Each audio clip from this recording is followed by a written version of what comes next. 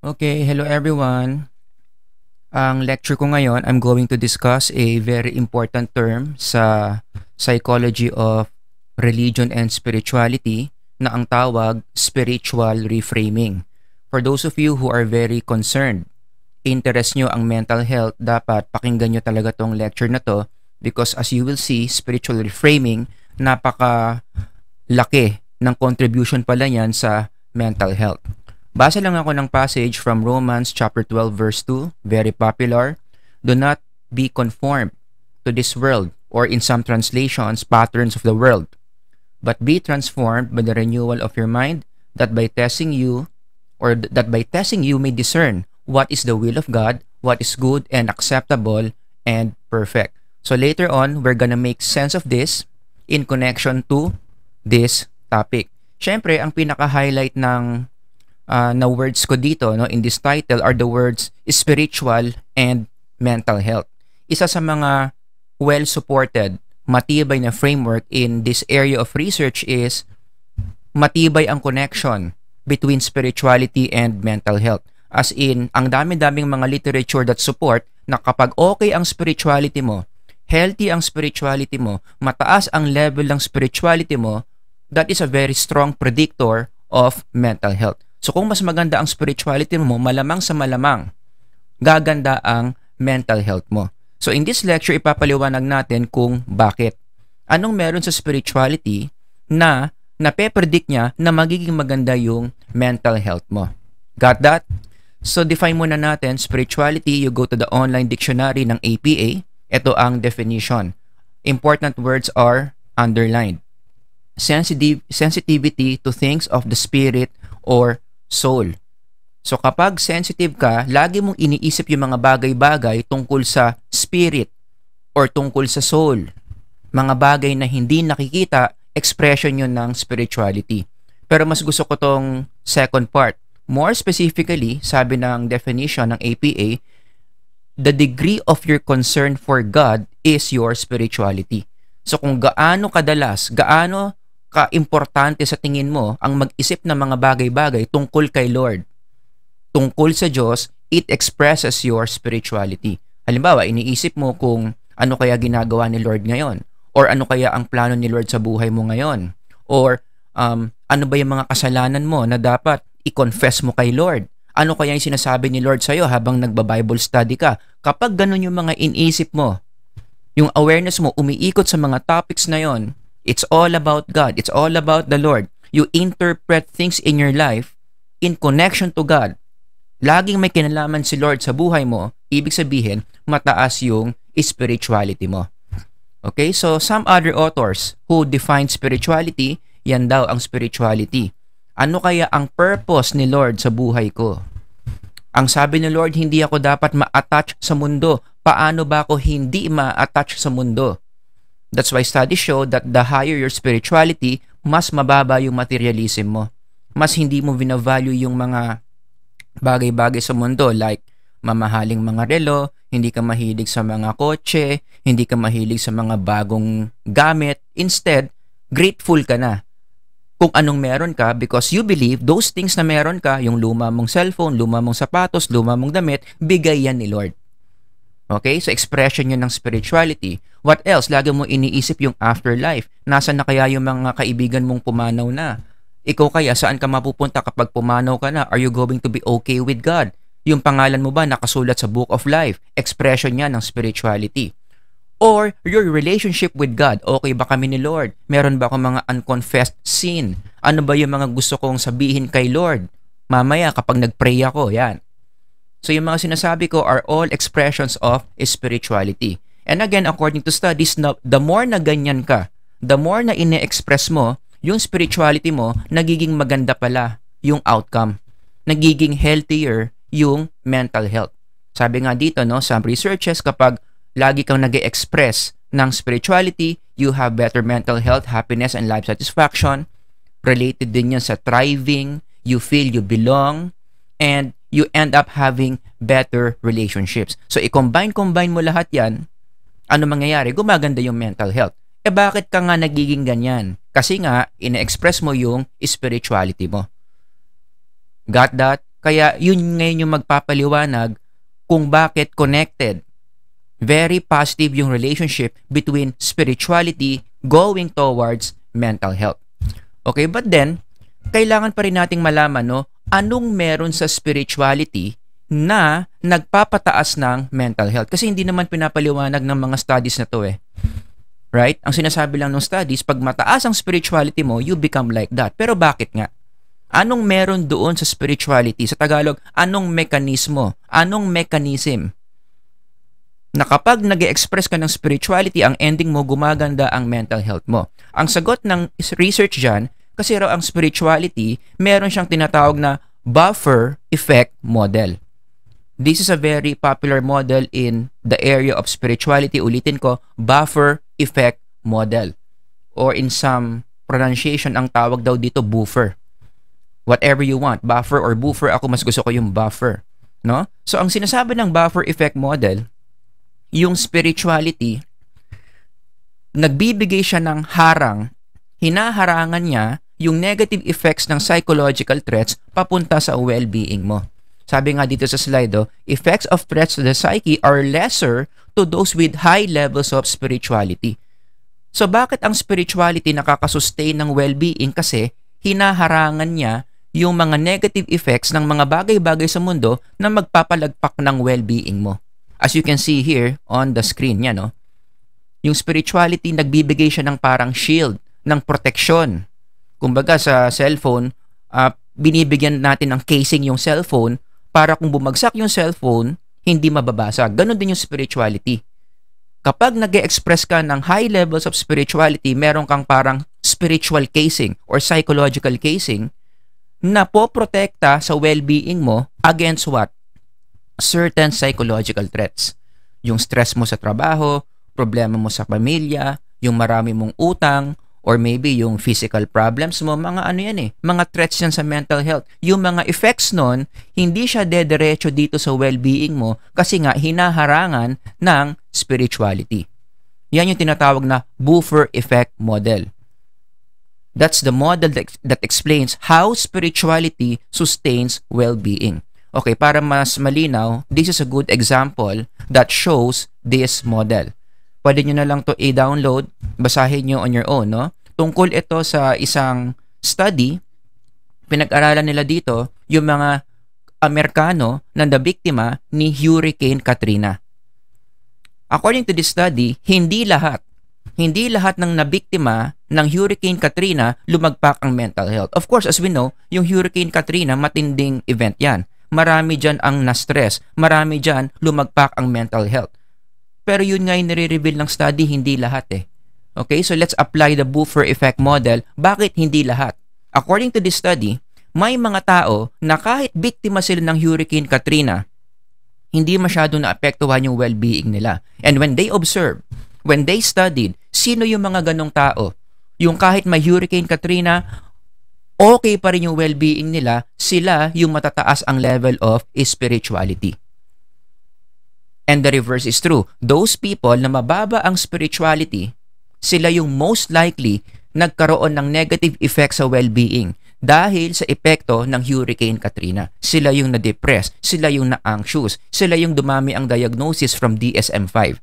What explains that? Mababa ang spirituality.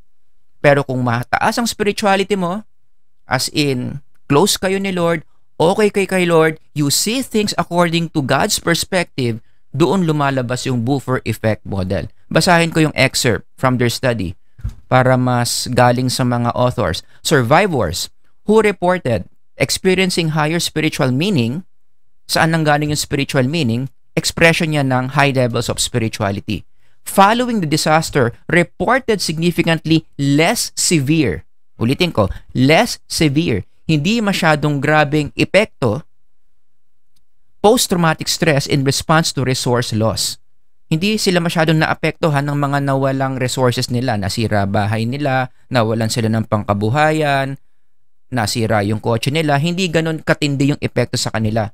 Relative or compared to survivors who reported lower spiritual meaning and peace. And what makes a person have lower spiritual meaning and peace? Mahina yung spirituality. Put differently, the authors continue, spiritual meaning and peace buffered. Yan na, yung sinasabi kong buffer effect model. Buffered the deleterious effect of disaster-related resource loss on mental health symptoms. In other words, in this study, nakita nila that this framework was at work. Merong isang stressful na nangyari, Hurricane Katrina, pero yung mga tao na okay ang spirituality, anong benefit ang nakuha nila? Nagkaroon sila ng buffer effect. Hindi ganun katindi ang epekto sa kanila ng Hurricane Katrina na protektahan, na sustain yung kanilang mga mental health. Pero I want to dig deeper into this model, no? Specifically, paano binabuffer, tama ba yung expression ko? Paano sinishield ng spirituality yung well-being natin kapag may stressful events tayo sa buhay? Sabi ko nga kanina, anong mechanism is at work? Specifically, paano or anong shield yung binibigay sa atin ng spirituality against the stresses of life? Nagigets nyo? Anong proseso ang nangyayari dyan? Dito na ngayon papasok yung concept that I want to discuss in this lecture, yung tinatawag nating spiritual reframing. So yung buffer dito, kung papalitan mo ng pangalan to, ang pangalan yan is spiritual reframing. So let me demonstrate, no, how spiritual reframing buffers or shields our mental health kapag may mga stressful tayong nararanasan sa buhay. And in this example, ang gagamitin ko is my personal example, no? Okay, so later, bibigay ko yung mga personal example ko, no? Ito mga general examples muna. Halimbawa, somebody got fired. Tinanggal sa trabaho, stressful yan. Matetreten yan ang well-being mo. Okay? So, kapag ikaw natanggal ka sa trabaho, paano bababa yung stress mo kapag iba yung tingin mo sa pagtanggal sa'yo sa trabaho? Going back to that definition, ano ibig sabihin ng spiritual reframing? Interpreting life challenges or difficulties in the divine or biblical perspective. Tinatanong mo sa sarili mo, in God's perspective, how should I interpret this? In some journal articles, ang tawag dito, supernatural frame. Everyone repeat that with me. Supernatural frame. Ini-interpret mo yung mga bagay-bagay sa buhay according to how God would see this something. So balik tayo sa example natin. No? Halimbawa, you got fired. How do you think you can interpret this stressful situation para mas maging less stressful? So titignan mo yung natanggal ka sa trabaho as God's discipline. Di ba? So ganyan yung magiging interpretation mo sa Proverbs 3. My son, do not despise the Lord's discipline and do not resent His rebuke, because the Lord disciplines those He loves as a father the son He delights in. Kaya ako natanggal sa trabaho kasi disiplina to ni Lord sa akin. Kasi nung may trabaho pa ako, aminado naman ako, tamad ako, nandadaya ako sa oras, hindi ako motivated, hindi ko minamahal yung trabaho ko. So this is what? God's wake-up call for me. Ginigising ako ni Lord sa katotohanan na dapat pag may trabaho ka, mahalin mo, ibigay mo yung best mo. Tinuturuan niya ako ng leksyon, kaya ako natanggal sa trabaho, which only proves that God loves me. At kapag ako natutunan ko na tong lesson na to, I'm sure God will provide another job for me, at kapag nangyari yan, mas pagbubutihin ko na. Mas magsisipag na ako, mas magiging motivated na ako, mas i-appreciate ko yung may trabaho ko. O, di ba? Ang healthy nung pagtingin mo doon sa masamang nangyari sa'yo because you saw this in God's perspective. Nagigets nyo? Yun yung ibig sabihin ng spiritual reframing. Another example na pwedeng ikababa ng well-being mo, iniwan ka ng bebe mo. Sino dito iniwan ng bebe niya at taas ang kamay? Diba? It's a very stressful situation. Hindi ka makakain ng maayos niyan. Hindi ka makatulog. Hindi ka makaisip kaya yung mga quizzes mo laging bagsak. Kasi lagi mong namimiss yung bebe mo. But if you interpret this event in the biblical way, in the divine way, in the supernatural way, you see this as how God will see this, ano mangyayari? Mas magiging less stressful yung pag-iwan sa'yo ng ex mo. And what is one of the ways how you can see this? Para sa mga iniwan dito or para sa mga iiwan pa lang. O paano mo dapat i-interpret yan? Kapag nangyari yan, something like this, yung sinasabi sa Romans, na lahat ng bagay na nangyayari sa buhay natin, Especially for those who love God, it happens for our own good. Life verse ko yan, Romans 8:28. And we know that God works all things together for what? Everybody read, for the good. For the good of those who love Him, who are called according to His purpose. Kaya nangyayari itong mga bagay-bagay na to, lalo na tong iniwan ako ng bebe ko. Bakit? Kasi may darating sa akin na mas okay. Maybe in God's wisdom, alam niya na yung ex ko hindi mabuti para sa akin. Dahil nung napansin mo rin, simula nung naging kayo, hindi ka na nagsimba. Simula nang naging kayo, hindi ka na nag-Bible study. Simula nang naging kayo, mas close na kayo kumpara sa closeness nyo ni Lord. So tinanggal muna ni Lord yan kasi alam niyang hindi yan makakabuti para sa'yo. Bad influence sa'yo. Oh. At inihahanda na ni Lord yung para sa'yo na mas okay. O, diba? If that's how you see yung pag-iwan sa'yo ng bebe mo, talagang masusustain yung mental health mo. Naalala ko nga, in connection to this, yung naalala niyo si Popoy Basha? Sa isang movie nila, diba, kino-comfort ni Popoy yung friend niya, na nasa ospital. Kasi iniwan din siya, yung friend niya na yun, iniwan din siya nung partner niya, so down na down siya, nagkasakit siya. Anong sabi ni Popoy? Paano niya kinomfort? Gumamit siya ng reframing Baka kaya tayo iniwan ng taong mahal natin. Mag-ano nga kayo dyan, hit kayo ng thumbs up if you agree. Kasi, bakit daw? Ito yung reframing niya. Baka merong bagong darating na mas okay, na mas mamahalin tayo. Yung taong hindi tayo sasaktan at paaasahin. Yung nag-iisang tao na magtatama ng mali sa buhay natin ng lahat ng mali sa buhay mo. O, diba? Yun lang yung interpretation ni Popoy, hindi siya divine, hindi siya spiritual, no? Pero kung i-connect mo yan, tapos i-Romans 28 mo yan, yan ang maganda. So, hindi na ganun ka-stressful. Siyempre, malulungkot ka pa rin ng konti, ma-anxious ka pa rin ng konti, pero hindi na ganun katindi if you interpret this in a supernatural way. Kapag gumamit ka ng spiritual reframing. Ito yung sinasabi kong my personal experience. Kaya tinuro ko tong lecture na to kasi ako mismo, nagamit ko tong strategy na to and it really worked. Okay?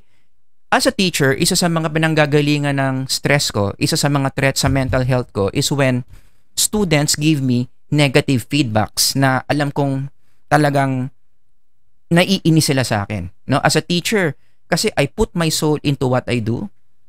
I do everything para maturuan yung mga estudyante ng maayos. And then you will receive negative feedbacks from students. Talagang threat yan sa mental health ng mga teachers. Okay, now, as I present these examples, disclaimer ko lang, wala akong identity na i-reveal dito. At yung mga mensahe na i-flash ko dito are all paraphrased to increase the anonymity of those students who gave me negative feedbacks na muntik nang maapektuhan yung well-being ko. No? For example, meron akong isang estudyante noon, matagal na to, ito yung sinabi niya sa evaluation ko. Bigoted daw ako in my beliefs. He will push his beliefs onto students although he insists otherwise. So alam naman niya hindi ko pinupush. Pero feeling niya, pinipilit ko siyang maging Christian. Which is again, I don't do that in my classes. No? Hindi tayo namimilit ng mga belief systems natin. He says, he does not like to force others to be Christians. But he shoots everyone's criticisms down when students think that he includes many Bible verses in lessons. Yan, hindi ko na lang i-elaborate pero hindi yan totoo. Okay, I think this student really misinterpreted the things that I do in the classroom whenever I teach psychology. Yan. Pero aaminin ko, nung binasa ko yan, talagang tumaas blood pressure ko. Talagang nalungkot ako. Talagang bumilis ang tibok ng puso ko. Pinagpawisan ako ng malapot kasi ang ganda-ganda ng intention ko, pero ganito pala yung dating sa mga students. Diba? O, another example. Ito pa. As a student, ibang student na to, matagal na rin to, investing both time and tuition, it's disheartening to see that what I presumed the class to be about a broader explanation or exploration of positive psych is a rather singular perspective. So, ang subject ko dito, positive psych, tingin niya, singular perspective daw yung pag-discuss ko ng positive psych. In retrospect, sabi niya, perhaps a Bible study would have sufficed Kasi that's the way I teach positive psych. It's an integration of science and biblical principles. Alam nyo yan, sa mga previous lectures ko, lagi naman ganyan talaga ang approach ko. That's my trademark as a psychology educator. No? Gusto ko yung psychology, integrated yan sa biblical truth. Pero ayaw nga niya nung ganon.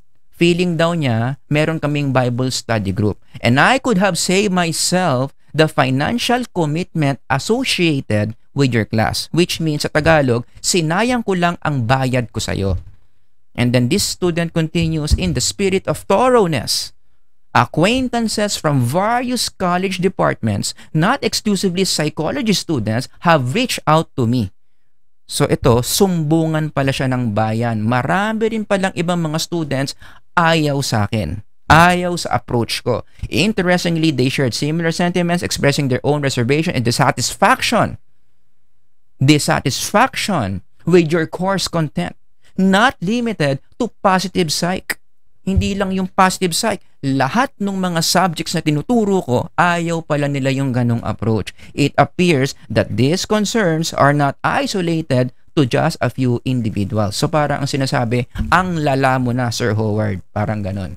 No? So anyway, nung nabasa ko yan, syempre, if you place yourself into my shoes, you're a teacher. Ang ganda ng intention mo. You are just teaching psychology in the way it should be taught. Just watch my previous lectures about that. Talagang madidishearten ka, babagsak ang well-being mo niyan. Kaya aaminin ko, whenever I read those statements, talagang yung mental health ko nanganganib na bumaba. Tumataas blood pressure ko, pinagpapawisan ako ng malapot, naiinis ako, no? Gusto ko sana sumagot sa mga students na to, hindi naman, hindi ko naman alam kung sino yung mga yan, anonymous nga. Does that make sense? So, it negatively affects my well-being. So, yan yung framework na nangyayari sa akin. I receive negative feedbacks. I don't think they're constructive, and then leads to lower well-being. Nagigets nyo? Pero gamitin natin yung buffer effect or the buffer effect model of spirituality that we were discussing just a while ago. Pasukan ko ng spirituality. Nagigets nyo? Pag nag-focus lang ako dun sa comments, eto lang, basahin ko lang to ng basahin everyday, talagang lalagpak yung well-being ko. Buti na lang natutunan ko na hindi pala dapat ganon. Whenever I face situations like this, I go to my spirituality. Anong gagawin ko? Mag-apply ako ng spiritual reframing. Para yung spiritual reframing, i-buffer niya, i-shield niya yung negative effects na to para maprotektahan yung well-being ko. And how does that work? Let me show you. Halimbawa, for this comment, anong nangyari sa akin dyan? Tumaas blood pressure ko, nainis ako, pinagpawisan ako ng malapot, pero nagkaroon ako ng spiritual reframing. Meron sinasabi sa Bible about this, that when you preach the word in everything that you do and people hate you for it, o ano raw mangyayari? Paborito ko yung Matthew 5:11. Blessed are you when others revile you and persecute you and utter all kinds of evil against you falsely on my account. Ibe-bless ka pa pala ni Lord kapag sinasabihan ka ng masama dahil sa Kanya. O, diba? So, imbis na ang focus ko, yung mga sinabi niya dito, ang focus ko dito, yung blessing. So, hindi na ako nainis, na-excite pa ako sa blessing that I'm gonna receive. See? Yun ngayon yung magiging shield ko against the negative comment. Nagigets nyo? O, kapag ito, 1 week kong basahin, yung pangalawang estudyante, 1 week kong basahin yan, paulit-ulit, talagang lalagpak ang mental health ko. But then, kapag nag-spiritual reframing ako, nabasa ko yung 2 Corinthians, for our light and momentary troubles are achieving for us an eternal glory that far outweighs them all. Yung inis ko dito, mapapalitan ng ng excitement. Yung eternal glory that I'm gonna receive later on. Diba? Sige, sabihin mo na lang sabihin yan. Inisin mo na lang ako ng inisin dyan. Ang focus ko na lang, yung eternal glory ko because of what you are saying. Kaya ako nagkakaroon ng eternal glory dahil dito. Diba? So in a way, imbis na mainis ako, baka magpasalamat pa ako. Buti na lang sinabi mo yan. Kasi yung mga sinabi mo na yan leads me to that eternal glory that I'm gonna receive later. O, diba? Bababa talaga yung stress mo if you see that way. Okay? Another example. Again, balik na naman tayo sa message na yan. Basahin ko ng basahin yan. Hindi maganda sa well-being ko yan. Buti na lang I remember this passage from God's Word. Be faithful until death and I will give you the crown of life. Maging faithful ka lang. Kung paano dapat ituro ang psychology na ang psyche gawa ng Diyos, na ang psyche hindi niya kaya mag-function apart from its creator, ituloy mo lang ng ituloy yan kasi yan yung tama, yan yung totoo. Huwag mo nang pansinin yung mga tao na ayaw sa ganyang approach, baka may iba lang silang framework but it doesn't mean na yung sinasabi ko hindi totoo. Ituloy mo lang yan because, again, in the future, I'm gonna have that crown of life that God promised. Oh, kapag ganun ko nakita to, ano mangyayari sa akin? Talagang kapag ito lang binasa ko, lagpak well-being. But if I reframe it this way, masusustain yung well-being ko. Imbis na mainis ako, mapapalitan pa yan ng excitement. Nagigets ninyo? Kaya nga as I close this lecture, no, I want you to realize something here, that Bible reading is a very important psychological activity. Something happens psychologically when you read the Bible. Hindi lang to tungkol sa religion. Paulit-ulit ko to sinasabi in my different lectures, Bible reading is not about religion. Although it's related to religion, but Bible reading is psychological. God knows that by reading the Bible, by thinking things about the Bible, by applying things that the Bible teaches, maganda sa mental health natin yan.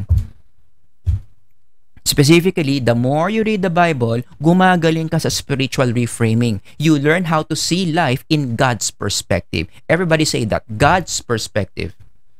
Kapag yan yung lens, yan yung lente na ginagamit mo in interpreting things in your life, yung God's perspective, nag-a-apply ka ng spiritual reframing na susustain yung mental health mo. So balikan natin yung framework, ganyan dapat.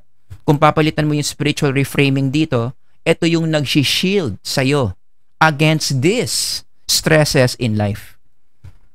May stress sa buhay mo, but you interpret that in God's perspective, so yung negative effects na to, hindi diretso doon sa well-being mo, ina-absorb nito. Kaya nasusustain yung well-being mo. Kaya ang application dito in this lecture is, kung may pa-practicing kang psychological skill, this is one of the most important. Train your psyche how to interpret things in God's perspective. This is a very effective way para masustain yung well-being mo. And what's the best way to see things in God's perspective? Saan mo ba matututunan yan? By reading God's Word. And we have a lot of studies to show na talagang the more you read the Bible, the more you think about biblical things, the more you apply principles of God in how to live your life, mas gumaganda ang well-being. Kung di kayo naniniwala, you can read this article, hanapin nyo sa Google Scholar, download nyo, basahin ninyo. Talagang it shows how important it is for you to read God's Word para gumaling ka sa spiritual reframing that will sustain your well-being. Yan ngayon ang problema ng maraming tao ngayon because the Bible is so demonized. Tingin ng mga tao pag Bible, religion. Ayaw nila ng religion, therefore they don't like the Bible. People read less. What happens when people read less of the Bible? They don't learn spiritual reframing. Rather, anong perspective yung ginagamit nila? If not the Bible, dalawang options lang naman yan eh. If you don't see things spiritually, you see things in the worldly fashion. Ano yung worldly? Ano yung lens na ginagamit ng world? Eto. Yan yung uso. Yan yung popular culture. Ano yung worldly perspective? Anong mga ituturo sa mga tao? Pag may masamang nangyari sa'yo, baka malas ka lang talaga. Kaya nangyari sa iyan. Bawi ka na lang next time. Yan, di ba? Walang Diyos na i-involve. Talagang malas ka lang talaga. Sasabihin sa'yo ng world, magpayaman ka. Yan talagang labanan ngayon. Pera-pera. Ipagmalaki mo kung sino ka. Which is an indication of pride. And pride is not good for our psyche. Pero in our culture, nako, yung word na pride na yan, it's very glorified. Dapat lagi kang number one. Alam mo, deserve mo ang maging masaya. Bilin mo lahat ng gusto mo. Pasarapin mo ng parasarapin ang buhay mo because you work hard for it. Alam mo, ang sex normal lang yan. Right mo yan. Your body, your choice. And the thing is, etong mga worldly perspective na to, hindi yan maganda sa well-being. Pero, ang packaging ng mundo, maganda. It's even considered as values. In our society today, pag may na-meet kang isang taong ganyan yung values niya, papalakpak ang mundo. Yan yung mga sikat sa social media. Yan yung mga ini-interview. Yan yung mga fina-follow sa mga YouTube nila. Kasi yan yung usong framework. At kapag hindi ganyan yung framework mo, kabaliktaran, ang framework mo yung spiritual reframing, ikaw yung black sheep. Pero anong lagi ko sinasabi, hindi porket uso, ibig sabihin mabuti. No? Dahil ito yung uso ngayon, ang packaging dito, very positive effect. Anong nangyayari? Many young people today believe this and many young people today apply this in their everyday life. Ang tanong, maganda ba ang epekto sa well-being ng mga young people kapag ito yung perspective na ginagamit nila? I don't think so. Kaya sa tingin ko, ito yung isa sa mga reasons. Again, hindi ko ino-oversimplify. Sabi ko, one of the reasons. Actually, kulang pa. One of the big reasons why I think young people today merong mental health crisis. If you're gonna ask me, anong sagot ko dyan? Bakit may mental health crisis ngayon? Ang Pilipinas, lalo na young people, because many young people today believe that these things are okay, that these belief systems are okay, therefore they apply it in their everyday life. And in so doing, habang ginagawa nila yung mga values na yan, ang daming mga negative outcomes na nangyayari sa buhay nila that lowers down their well-being. Hindi sila nagiging productive, nagkakaroon ng teenage pregnancy, nagkakaroon sila ng unrealistic expectation sa mga buhay nila that lowers down their well-being. Again, bakit nila nararanasan yung mga negative psychological outcomes na yon? Dahil nga dito. Akala nila tama to, ito ina-apply nila, ito ang effect. O kaya, ano ang panglaban natin dito? Talagang dapat i-cancel out yung worldly perspective, and that's where Romans 12:2 enters the picture. Kaya pala sinabi dito yung negative. Do not conform to the pattern of this world. Ano yung pattern of this world? Ito na, yung sinasabi ko dito. That's the pattern of the world, the popular pattern. The road more traveled. The norm of the society. Sabi ni Paul, wag daw dyan. Now we know, bakit pinagbabawal yan? Bakit ayaw niya yan? Kasi, alam ng Bible na kapag ito yung in-apply mo, nanganganib ang well-being mo. Nagigets nyo? Walang buffer. Ganito yung perspective mo, biglang may nangyari sa iyong masama, hindi mababuffer nito yung well-being mo. So, kung gusto mong maganda yung mental health mo, gusto mong maganda yung mental health ng mga kakilala mo, you go this model. Punta ka sa spirituality, and that involves what? That involves seeing things in God's perspective.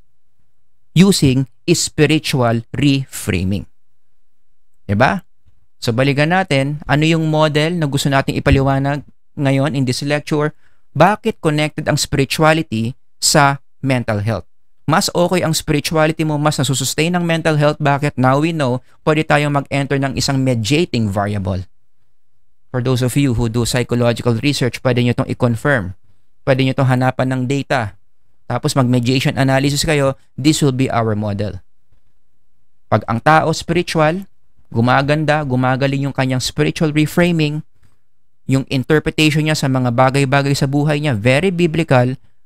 Therefore, nasusustain yung mental health niya. Kasi yung mga threats sa mental health niya, yung mga effects nun, ina-absorb, sinishield ng spiritual reframing na ginagawa niya. Got that? Yan yung sagot natin, how spirituality connects with mental health. Alright? So yan yung maikli nating lecture on spiritual reframing. Pakishare to sa mga taong nangangailangan. If you think na talagang hindi okay yung mental health niya, this is really a very effective way to work on a person's mental health. If you have any questions, comments, ilagay nyo lang dyan sa baba. Sir Howard here. Hanggang susunod na lecture. God bless everyone. Bye-bye.